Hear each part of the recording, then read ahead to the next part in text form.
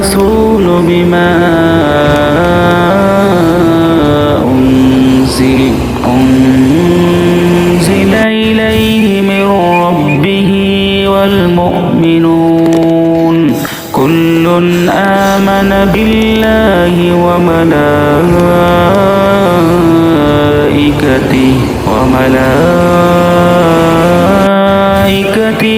وكتبه ورسله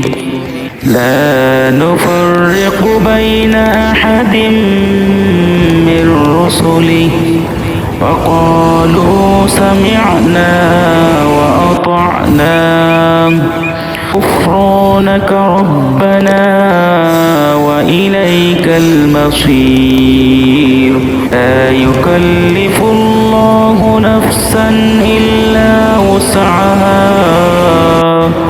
لها ما كسبت وعليها ما اكتسبت ربنا لا تؤاخذنا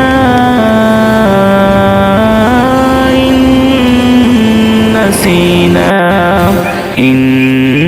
نسينا أو أخطأنا ربنا ولا تحمل علينا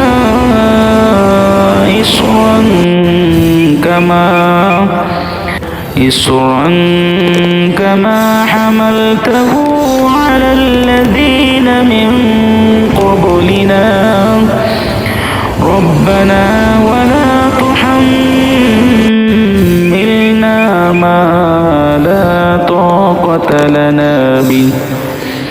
واعف عنا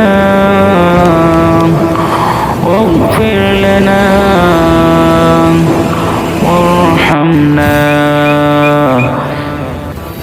وارحمنا أنت